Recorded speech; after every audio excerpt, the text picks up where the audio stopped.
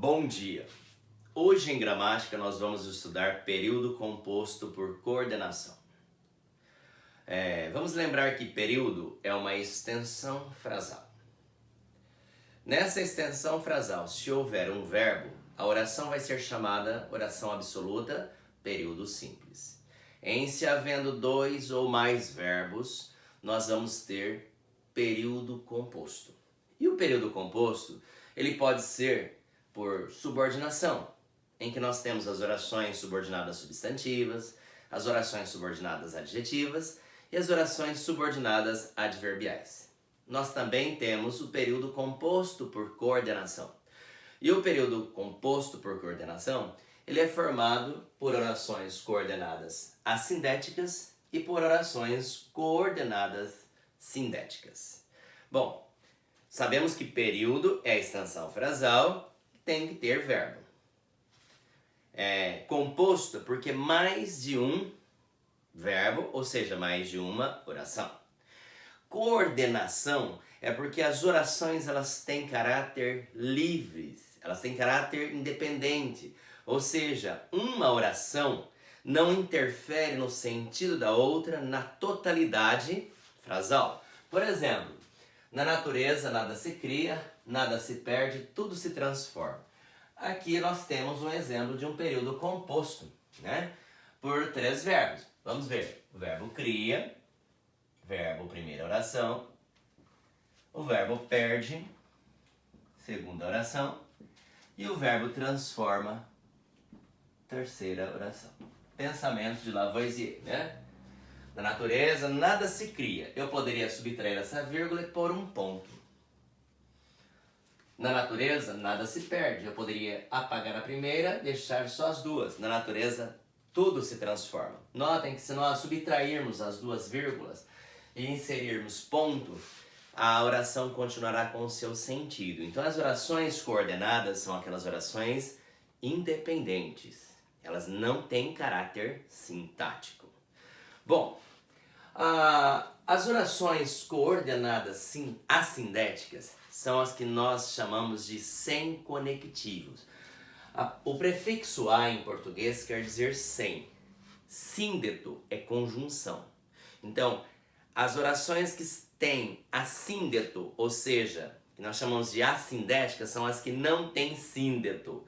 Não? As orações assindéticas são as orações sem conectivos, sem conjunções. Vamos analisar esse primeiro período aqui. Nós já sublinhamos o verbo cria, o verbo perde e o verbo transforma. Então o primeiro passo é localizar o verbo e numerar as orações. Cada verbo é uma oração. Segundo passo, vamos fazer a separação, na vírgula, dando sentido. Na natureza, nada se cria. Na natureza, nada se perde. Na natureza, tudo se transforma, Então, aqui eu tenho, na natureza nada se cria, aqui nada se perde, aqui tudo se transforma. Eu tenho três verbos, três orações. Eu não tenho conjunção alguma, ou seja, uma palavra que faz uma ligação entre uma oração e a outra. Eu tenho a vírgula. Então, aqui eu tenho três orações, do mesmo nível. Eu vou ter a primeira oração. Ela é uma oração porque tem verbo. Ela é coordenada porque ela independe dessas daqui. Eu posso falar, na natureza, nada se cria, ponto final, morreu o assunto. Tem sentido completo. Então ela é coordenada por isso. E ela é assindética, porque não tem conectivo. Nós temos a presença de vírgula, mas não há conjunções para fazer a ligação entre uma oração e a outra. Então ela é assindética. A segunda oração, a mesma coisa, oração coordenada assindética. A terceira oração também, oração coordenada assindética. Eu posso ter um período com 15 orações, todas assindéticas. Agora, nós vamos ver as orações coordenadas sindéticas. Antes de nós adentrarmos as suas especificidades, eu lhes digo que eu posso ter 15 orações, misturando sindéticas e assindéticas. Eu também posso ter 15 orações assindéticas. Agora, eu não posso ter só orações sindéticas sem ter uma assindética. É necessário que tenhamos uma assindética entre as que nós chamamos de sindéticas. Então, as orações coordenadas sindéticas, agora, né? Elas são orações porque tem verbo, são coordenadas porque são independentes. Uma oração não vai ter amarrio de sentido com a oração anterior ou com a seguinte, tá? E são sindéticas porque agora elas são marcadas por conjunções. Essas conjunções vão expressar 5 ideias de adição, nós vamos chamá-las de aditivas, adversão, vamos chamar de adversativas ou opositivas, né? As alternativas, que vão indicar alternância ou escolha, né? Também uma exclusão. As explicativas, que indicam explicação, e as conclusivas, que vão indicar conclusão. Então nós vamos ter 5 tipos de orações coordenadas sindéticas, né? Sendo elas aditivas, adversativas, alternativas, explicativas e conclusivas. Vamos ver agora quais são os síndetos, ou seja, quais são as conjunções que vão dar caráter a essas orações. Para indicar adição, nós vamos ter as aditivas e as principais conjunções são e, nem, mas também, mas ainda, bem como. As adversativas, que vão expressar oposição, mas, porém, todavia, contudo, entretanto, no entanto, não obstante.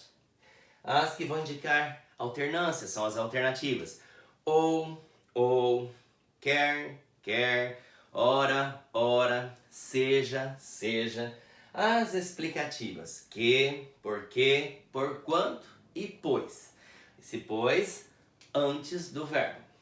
Conclusivas, logo, então, portanto, por isso, por conseguinte, e o pois depois do verbo. Notem que aqui o pois, ele é sintático e semântico, né? Principalmente semântico, a localização dele em relação ao verbo da oração, da qual ele faz parte, que vai dar o sentido ou de conclusão ou de explicação.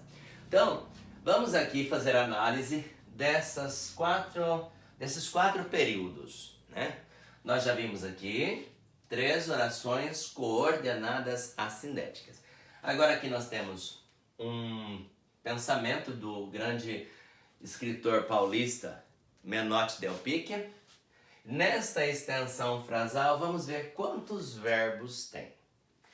Então, encontrei o sentido da vida. Eu tenho o verbo encontrei, eu já grifo e ponho um Vzinho e marco a primeira oração. Isso é fazer análise sintática. Encontrei o sentido da vida. E o amor me rodeou. Tenho aqui o verbo rodeou, verbo segunda oração. Bom, qual é o conectivo, ou qual é o síndeto, qual é a conjunção que faz a ligação entre esta oração e esta? Nós observarmos, nós temos aqui a conjunção e. Mas professor, mas põe vírgula antes de e? É um outro porém. Eu coloco porque eu tenho 2 verbos. O sujeito do verbo rodeou é o amor. O sujeito do verbo encontrei é o sujeito elíptico eu. Então eu tenho período composto, né, em 2 verbos e sujeitos diferentes. Quando eu usar a conjunção e na totalidade do período os sujeitos forem diferentes, nós vamos colocar vírgula. É regra, tá? Então eu faço a separação agora aqui. Bom, a primeira oração, ela não tem conectivo. De encontrei até vida, não há o conectivo. Então, ela é o que nós já explicamos aqui. É chamada primeira oração, né? Oração, porque tem verbo. Coordenada, porque eu posso subtrair a vírgula e colocar um ponto e morrer o assunto. Então, ela é uma oração independente. né? Ela é assindética. Por que ela é assindética? Porque não tem conectivo nessa extensão frasal. O conectivo vai estar na outra, tá? Isso em se tratando de período composto. Se fosse período simples, ela seria chamada oração absoluta. Agora, a segunda oração. Então aqui, segunda oração. Começa onde? E o amor me rodeou. Então eu vou ter oração porque tem verbo. Ela é coordenada porque eu posso subtrair tudo isso e falar o amor me rodeou. Independe do anterior, tá? Então, ela é uma oração livre. Ela é sindética, nós vamos usar o S como uma abreviatura, né? Porque tem aqui o síndeto E. E este E está classificado aqui como adição. Eu vou chamar a atenção que a conjunção E ela pode expressar sentido também de oposição, dependendo do sentido da frase. Então, não basta eu falar E é aditivo. Por sintaxe, por colocação, né, de divisão, melhor, de conjunções, E indica adição. Só que na semântica frasal, eu tenho que fazer a leitura semântica também, entender se a significação da conjunção no contexto vai ser de adição ou de adversão. Tá bom? Então aqui são duas ações, tá, que me indicam adição. Eu encontrei o sentido da vida e além disso, mais de soma, e além disso, o amor me rodeou. Então é sindética porque tem E e indica aqui a adição. Então ela é aditiva, no singular porque é apenas uma oração. Então aqui eu tenho um período composto formado por duas orações, sendo a primeira coordenada assindética e a segunda coordenada sindética aditiva. Agora aqui um exemplo de Honoré de Balzac. A liberdade de escolha é um direito de todos, mas só alguns a exercem com elegância. Então, um período composto, vamos fazer aqui primeiro a localização dos verbos. A liberdade de escolha é do verbo ser, primeira oração. Mas só alguns a exercem. Exercem, verbo, segunda oração. Olha o período grande apenas com duas orações. Tem algum conectivo? Nós temos aqui o conectivo mas, ou seja, o síndeto mas. Então nós vamos fazer a separação aqui na vírgula. Então eu digo, a liberdade de escolha é um direito de todos. Poderia pôr reticência, pôr ponto de exclamação, até um ponto de interrogação. A liberdade de escolha é um direito de todos? A liberdade de escolha é um direito de todos. A liberdade de escolha é um direito de todos. A liberdade de escolha é um direito de todos. Independente da outra oração, ou seja, tem sentido completo. Por isso que ela é uma oração coordenada. Então a primeira oração... Qual é a primeira oração? A liberdade de escolha é um direito de todos. Então é oração coordenada assindética. Agora, segunda oração. Mas só alguns a exercem com elegância. Esse a é o pronome, elemento anafórico, que retoma o termo dito anteriormente. Ele está buscando a liberdade de escolha, tá? Então eu posso subtrair a conjunção e falar assim: só alguns exercem a liberdade de escolha com elegância, tá bom? Então, aqui eu tenho a segunda oração, oração coordenada sindética, porque tem o síndeto mas, e mas, não é mais, mas, né? Porém, todavia, contudo, entretanto, no entanto, tá? Tem caráter de oposição.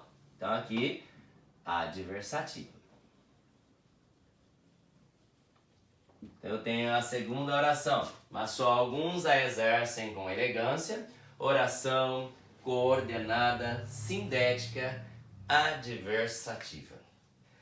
Eu posso substituir esse mas por e, ilustrando o que eu havia dito anteriormente, né? Olha, a liberdade de escolha é um direito de todos e só alguns a exercem com elegância. Se eu trocar o mas por e, né? Se eu trocar aqui essa conjunção mas pela conjunção e, esse e não será aditivo, porque não está me atribuindo aqui um sentido de adição, mas sim de oposição. Tá? E o último período. Penso, portanto, existo. Penso, logo existo. Penso, então existo. Penso, por isso existo. Penso, por conseguinte, existo. Olha o período curto, né? Mas eu tenho aqui um período composto. Penso, verbo primeira oração. Existo, verbo segunda oração. Esse foi dito por René Descartes, né? Descartes, pensamento cartesiano. Então, a conjunção é portanto. Eu faço a separação aqui. Olha o tamanho do período, mas é um período composto. Tá? Lembrem-se, o período composto não é porque é composto que ele vai ser gigante. Né? Ele pode ser composto um pouco maior e pode ser composto menor. Tá? Eu posso ter um período simples bem grande. O que vai delimitar se é período simples ou composto é o número de verbos. Então aqui é um período composto porque eu tenho 2 verbos. Vamos lembrar, começa com letra maiúscula e encerra-se num ponto. Então, nessa extensão frasal eu tenho 2 verbos, portanto 2 orações. Não dá para escrever tudo aqui embaixo, então eu faço assim. Primeira oração. Qual que é a primeira oração? Penso. Então é oração coordenada assindética. A segunda oração qual é? Portanto existo. Oração coordenada sindética, portanto me indica uma conclusão. Então, conclusiva. Então, olha, 4 exemplos de períodos compostos por coordenação. Aqui, 3 orações coordenadas assindéticas. Agora, nessas daqui que temos sindéticas e assindéticas, né, eu tenho que ter pelo menos uma assindética, como eu já havia lhes dito. Né? Olha, aqui tem uma assindética, a outra é uma sindética. Aqui eu tenho uma assindética, a outra é sindética. O mesmo aqui. Tá? Eu poderia ter um período bem maior, né, em se tratando de orações coordenadas, mas uma delas deve ser assindética. Tá bom? É um assunto simples, né? O que vai ser colocado para o aluno é que o período composto ele pode ser por coordenação ou por subordinação. Vai depender do número de orações desse período composto e do rol de conectivos ou conjunções. Eu gosto muito do termo conjunções, né? A palavra que ela é usada para fazer ligação de oração, dando-lhe sentido na sua totalidade. As coordenadas, né? Não há interferência do sentido de uma oração sobre a outra, já lhes mostrei isso. As subordinadas, há uma dependência de uma oração com a outra. São recursos linguísticos. Estudar gramática é estudar os passos, os degraus da língua que você fala, para que na forma escrita ou na forma oral, você possa delimitar, controlar o seu pensamento.